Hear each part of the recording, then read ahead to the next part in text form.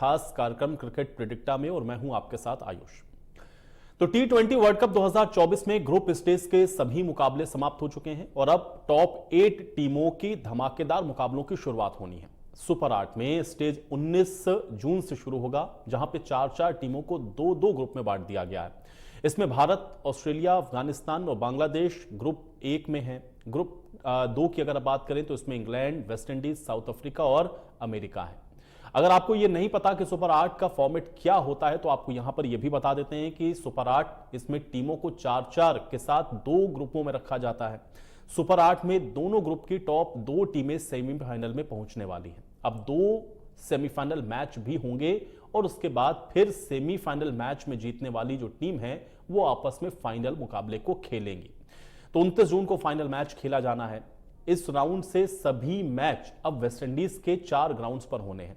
Antigua में 4, Saint Vincent में 2 match होंगे, तो वहीं सेंट लूसिया और बारबाडोस में 3-3 मैच खेले जाएंगे। 19 जून को अमेरिका और साउथ अफ्रीका के बीच इस राउंड का पहला मैच होगा। तो सुपर 8 स्टेज का आखिरी मैच अगर आप देखें तो यह 25 जून को अफगानिस्तान और बांग्लादेश के बीच में होना है। अब भारत अपने अभियान की शुरुआत 20 जून को अफगानिस्तान के खिलाफ बारबाडोस से करने वाला है। इसके 2 दिन के बाद यानी कि 22 जून को बांग्लादेश से अगली टक्कर एंटीगुआ में होगी। धमाकेदार मुकाबला 24 जून को सेंट लूसिया में ऑस्ट्रेलिया के विरुद्ध होने वाला है। T20 वर्ल्ड कप के इतिहास में भारतीय टीम केवल एक बार ही खिताब जीत पाई है। 2007 में भारत ने फाइनल में पाकिस्तान को हरा करके इस खिताब को जीता था और अब इस बार क्या टीम इंडिया इतिहास दोहरा पाएगी, यह देखना बहुत दिलचस्प होगा। तो आज हम इसी पर चर्चा करेंगे कि टीम इंडिया का जो ओवरऑल परफॉर्मेंस है वो अभी तक जो ग्रुप मुकाबलों में रहा है वो कैसा रहेगा और अब यहां से आगे जो ग्रुप 8 के जो मुकाबले शुरू होंगे वहां पर किस तरीके से जो प्रदर्शन है वो टीम इंडिया कर पाएगी, इस पर भी थोड़ा जानने और समझने की कोशिश करेंगे। और अब चूंकि मैदान बदल रहा है, देश बदल रहा है, तो फिर वहां पर भी उसके हिसाब से, पिच के हिसाब से जो भारतीय टीम है उसका प्रदर्शन कैसा रहेगा। और दूसरा यह कि जो टीमें अभी पहुंची हैं ग्रुप ए और ग्रुप बी में, उन टीम के लिहाज से भी अगर आप देखें तो मुकाबले कितने दिलचस्प रहने वाले हैं। तो इन सारी चीजों को आज थोड़ा और बेहतर तरीके से समझने की आज कोशिश करेंगे, क्योंकि अब तक जो लीग मुकाबले चल रहे थे उसमें अगर आप देखेंगे तो सुपर 8 में जो 2 ग्रुप रहे जिसमें आपने देखा कि 8 टीमों ने अपनी जगह बना ली है और अब इन 8 टीमों के बीच में अलग अलग जो मुकाबले हैं वो होंगे और उसमें भी जो 2 टीमें आप देखेंगे कि सेमीफाइनल के मुकाबलों में खेलेंगी। दोनों ही ग्रुप से वो आपस में विजेता टीम फाइनल मुकाबलों में आपको यानी कि T20 के वर्ल्ड कप 2024 में आपस में भिड़ती हुई नजर आएंगे। तो अब भारत अगर आप देखें तो 2007 में जीता है, पाकिस्तान ने 2009 में, 2010 में इंग्लैंड जीता, 2012 में वेस्ट इंडीज ने T20 वर्ल्ड कप जीता, फिर 14 में श्रीलंका, फिर वेस्ट इंडीज, फिर ऑस्ट्रेलिया, फिर इंग्लैंड ने इसको अपने नाम किया। और अब 24 में नजर है इस बात पर कि आखिर कौन सा देश इस बार इस मुकाबले को जीतेगा। तो कुल मिलाकर के अब यहां से बहुत इंटरेस्टिंग मुकाबले शुरू होने वाले हैं और ये इंटरेस्टिंग मुकाबले और आपको रोमांच से भरने वाले हैं, क्योंकि एक तरीके से आप ये कह सकते हैं कि फिल्टर होकर के जो टीमें हैं वो ग्रुप मुकाबलों को खेलते हुए अब सुपर 8 में प्रवेश कर चुकी हैं और आगे अब देखना यह है कि यहां से जो आगे के दिलचस्प मुकाबले हैं उसमें क्या प्रदर्शन इन टीमों का रहता है। और चलिए इसी पर बातचीत करते हैं। उमेश शर्मा हमारे साथ जुड़ गए हैं, एडिटर क्रिकेट ट्रैकर के। उमेश, बहुत स्वागत है आपका। उमेश, आपके साथ आज शुरुआत करते हैं। सबसे पहले तो अब यहां से जो तस्वीर है एक तरीके से हम लोग देख रहे हैं कि साफ हो चुकी है, लेकिन अब यहां से अगर आगे हम लोग थोड़ा समझने की कोशिश करें तो ये जो सुपर 8 में 2 ग्रुप हमको ए और बी दिख रहे हैं, कैसे आप इसको देख पाते हैं? और दूसरा यह है कि क्या अब इंटरेस्टिंग मुकाबले असल मायने में शुरू होते हुए आपको दिख रहे हैं? जी सर, अब टूर्नामेंट को आप देखेंगे तो उसकी असल शुरुआत तब होगी क्योंकि ग्रुप स्टेज में बहुत सी टीमें फिल्टर होकर आपके पास 8 टीमें आती हैं और उसके बाद इन 8 टीमों के बीच भी 4 टीमें जो बेस्ट होंगी वो निकल के सेमीफाइनल खेलेंगे। और अभी जो सुपर 8 की स्टेज होगी उसमें कम्पिटिटिव क्रिकेट और उसमें कंपटीशन का एक लेवल एक्स्ट्रा दिखेगा ग्रुप स्टेज के मुकाबले। अच्छा उमेश, सुपर 8 में अगर आप देखें तो भारत के लिए, अब चूंकि हम लोग तो इंडिया के पर्सपेक्टिव से लगातार बात कर ही रहे हैं, खतरा सबसे ज्यादा किस टीम से आप मानते हैं? इसमें सर मैंने कल परसों भी जब हम बात करें तो भारत के लिए खतरा ऑस्ट्रेलिया एक खतरा हो सकती है और डाउन द लाइन कहीं ना कहीं अफगानिस्तान एक गले पड़ सकती है वो टीम, क्योंकि उनका भी स्पिन अटैक भारत के साथ साथ अच्छा है। जैसा भारत का स्पिन अटैक मजबूत है उनका भी स्पिन अटैक मजबूत है और विराट कोहली की जो स्पिनर्स के अगेंस्ट प्रॉब्लम्स है, लेग स्पिनर्स के अगेंस्ट, वो बस एक्सपोज ना हो। हम्म। अच्छा उमेश, हम लोगों ने देखा चूंकि इसके पहले अभी जो ग्रुप मुकाबले चल रहे थे उसमें प्लेइंग 11 में जो हमारी ब्रिगेड थी, क्या आपको लगता है कि अब यहां से अगर आप सुपर 8 के मुकाबले में जा रहे हैं या खेल रहे हैं तो कुछ परिवर्तन होना चाहिए, खासतौर से गेंदबाजी के लिहाज से अगर हम लोग समझने की कोशिश करें? गेंदबाजी में सर वेस्ट इंडीज की विकेट्स जो है वो स्पिन फ्रेंडली विकेट्स हैं। गेंदबाजी में तो परिवर्तन होंगे होंगे। हो सकता है कि मोहम्मद सिराज को बाहर करके कुलदीप यादव एक अच्छा ऑप्शन है। जसप्रीत बुमराह आपके स्ट्राइक पेसर, आप उनको तो बाहर करेंगे नहीं, तो मोहम्मद सिराज को बाहर बिठा के कुलदीप यादव या फिर युजवेंद्र चहल भी स्क्वाड में है, उनको लाया जाए अंदर। और उसके अलावा 7-8 नंबर तक आपके पास बैटिंग है। बाकी बैटिंग को 8 नंबर तक रखने का कोई मतलब नहीं बनता, 7 नंबर तक बैटिंग रखी जाए। क्योंकि अगर आपने 8 नंबर तक ही बैटिंग रखनी है और इतना बैटिंग चाहिए आपको, तो फिर ऊपर के 6-5-6 बैट्समैन कर क्या रहे हैं, वो भी बड़ा सवाल है कि जब आपको 8 नंबर तक बैटिंग की जरूरत पड़ रही है तो। वहीं अगर आप बात करें बैटिंग ऑर्डर की, टॉप ऑर्डर की, तो वहां पे कोहली को नंबर 3 पे वापस से आना चाहिए। और यशस्वी जायसवाल और रोहित शर्मा को ओपनिंग के लिए मतलब मैनेजमेंट को ये सोचना चाहिए। तो ये परिवर्तन आप मानते हैं कि होगा टीम में, या फिर चूंकि अभी तक हम लोगों ने जो मुकाबले देखे ग्राउंड के हिसाब से या फिर यूएस में जो मुकाबले खेले जा रहे थे, अब चूंकि यहां से पिच भी बदलेगी, आगे भी जो स्थितियां हैं वो बदलेंगी, तो क्या आपको लग रहा है ये परिवर्तन होने लाजमी है या फिर इसी टीम के साथ भी खेल सकते हैं ग्रुप 8 के मुकाबले? नहीं सर, परिवर्तन होना जरूरी है। आप 3-4 पेसर के साथ स्पिन फ्रेंडली विकेट पर नहीं जा सकते, पहली बात तो। और दूसरी चीज ये है कि कोहली की जिस तरह की फॉर्म ओपनिंग करते हुए 3 मैचों में रही है, वो भी काफी कंसर्निंग है, और उसको लेकर भी मैनेजमेंट को सोचना जरूरी है। और यशस्वी जायसवाल का आना बनता है, क्योंकि वो स्पिन को, जो हम कल परसों भी चर्चा कर रहे थे कि स्पिन को बहुत अच्छा खेलते हैं। इंग्लैंड जब इंडिया आई थी तब भी उनके इंग्लैंड के अगेंस्ट स्पिनर्स को उन्होंने बहुत अच्छा खेला था। हम्म। अच्छा उमेश, अब यहां से आगे क्या स्ट्रेटेजी टीम की आपको लगता है कि थोड़ी सी और बदलेगी? एक तो आप ये कह रहे हैं कि ब्रिगेड जो हमारी है या जो हमारा प्लेइंग 11 है उसमें कुछ परिवर्तन जरूर होगा। दूसरा ये है क्योंकि अब आप जहां पे मैच खेलने के लिए जा रहे हैं वहां के हिसाब से क्या टीम की कुछ स्ट्रेटेजी भी आप बदलते हुए देख रहे हैं? जी सर, क्योंकि कंडीशंस पूरी तरह अलग है। जो प्लेइंग कंडीशंस हैं वो, और पिच है, बाकी वेदर कंडीशंस हैं यूएसए के मुकाबले वेस्ट इंडीज की डिफरेंट है। और वहां पे रात में मैचेस होंगे, यूएसए में दिन में मैचेस होते, तो इस चीज का भी इम्पैक्ट पड़ेगा। तो ये चीज भी फर्क डालेगी। तो उस लिहाज से स्ट्रेटजी चेंज करना बनता भी है, और स्ट्रेटजी चेंज करने की जरूरत भी है कि जिसके साथ आप चले आ रहे थे यूएसए में, जो आपका गेम प्लान था, वेस्ट इंडीज में आपको गेम प्लान दूसरा रखना पड़ेगा। क्योंकि यहाँ पे आप एक वर्ल्ड कप ऑलरेडी खेल चुके हैं, वेस्ट इंडीज के अगेंस्ट T20 मैचेस का एक्सपीरियंस है टीम को, तो वो सब चीजों को ध्यान में रखते हुए स्ट्रेटजी बनाना पड़ेगी और चेंज करनी पड़ेगी। लेकिन उमेश, अभी मैं कहीं पढ़ रहा था, कुछ एक्सपर्ट का यह भी मानना है क्योंकि वहां की पिचों से जो भारतीय टीम है वो थोड़ा वाकिफ भी है, और दूसरा ये कि वहां पे बेहतर परफॉर्म हम लोगों ने किया है। क्या इसका बेनिफिट आपको लगता है कि टीम को मिलता हुआ नजर आएगा? क्योंकि अब यहां से जो आगे आपका एक्सपीरियंस है वो भी बहुत कुछ काम करने वाला है, क्योंकि अभी तक तो आप बहुत सारी ऐसी पिच थी जो नई थी, ग्राउंड नए थे, जहां के बारे में आपको बहुत ज्यादा नहीं पता था। तो क्या ये आपको लग रहा है थोड़ा पॉजिटिव साइड में टीम को कहीं इफेक्ट करेगा? हाँ सर, इसका एक्सपीरियंस का बहुत हर चीज में फायदा होता है, नॉट ओनली क्रिकेट, हर क्षेत्र में एक्सपीरियंस तो बड़ी इंपॉर्टेंट चीज है। और जब आप, ये बात है, ये बिल्कुल जायज बात है कि इंडिया को वेस्ट इंडीज की पिचेस पे खेलने का एक्सपीरियंस है, और उसमें से कई प्लेयर्स इस टीम का हिस्सा हैं जो खेल चुके हैं पहले।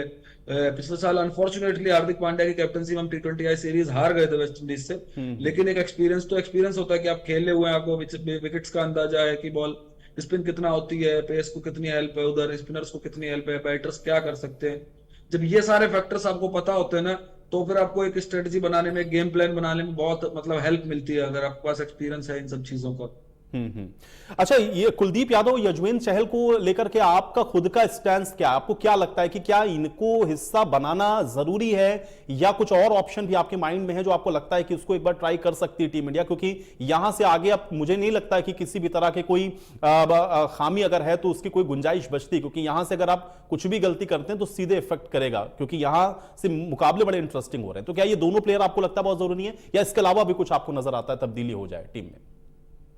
नहीं सर, दोनों प्लेयर्स बहुत इंपॉर्टेंट है। और क्योंकि राशिद खान को आप उठा के देखें ना, परफॉर्मेंस कितनी अच्छी रही। बाकी टीम के स्पिनर्स को उठा के देखे जिन्होंने अभी वेस्ट इंडीज की कंडीशंस में मैच खेले हैं, जो कुछ मैचेस अभी ग्रुप स्टेज के वेस्ट इंडीज में हुए, उनमें आप स्पिनर्स की परफॉर्मेंस उठा के देखें तो युजवेंद्र चहल का और कुलदीप यादव का टीम में आना बहुत जरूरी है।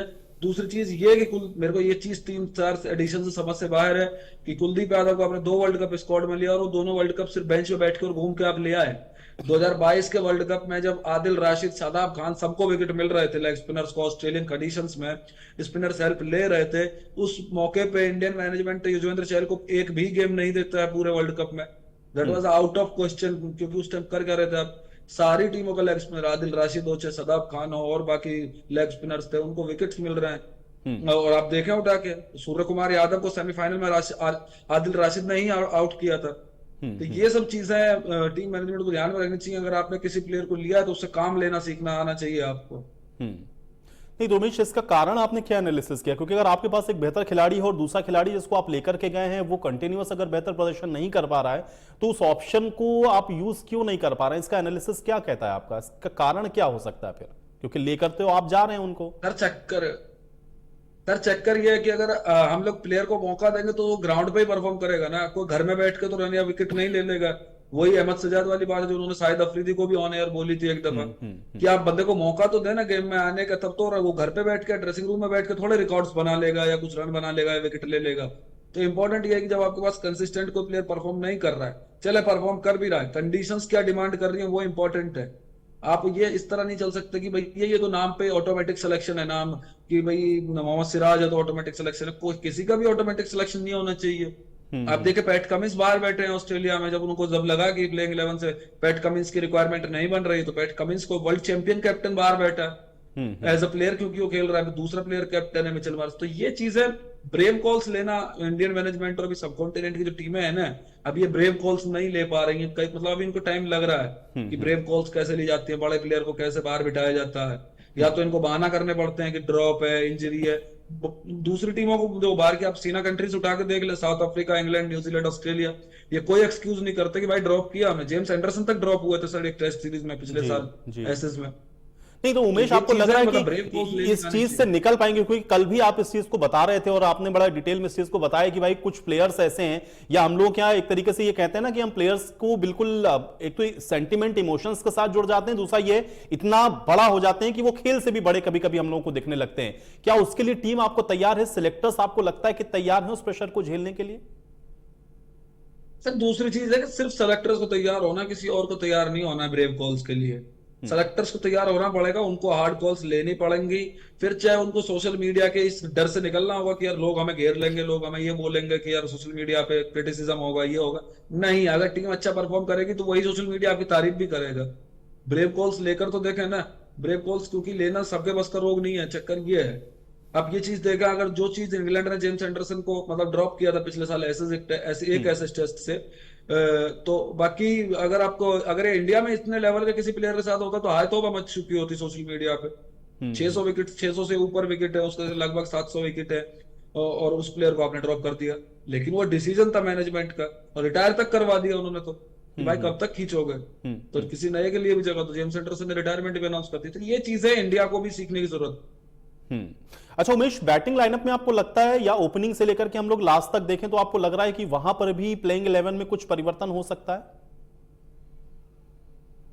जी सर, बताया ना कि प्लेइंग 11 बैटिंग, अगर ओपनिंग की बात करें तो यशस्वी जायसवाल का आना बनता है, उनको भी अब गेम दिया जाना चाहिए।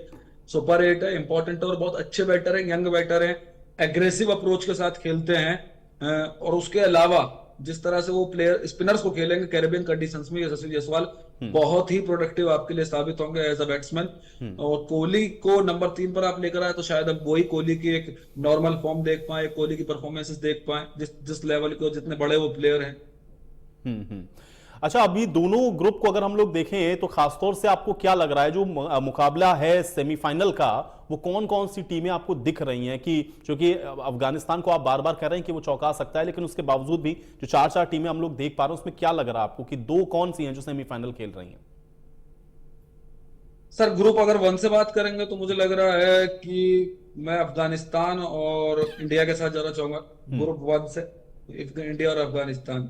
क्योंकि अब इसमें आप चाहे कुछ भी कहें, इमोशन कहें, सब कॉन्टिनेंटल इमोशन कहें या एशियन इमोशन कहें, वो अलग बात है। लेकिन जो मुझे अफगानिस्तान, और ऐसा नहीं है अफगानिस्तान की टीम ऑस्ट्रेलिया को हरा सकती है, पूरी पोटेंशियल रखती है वो, ठीक है।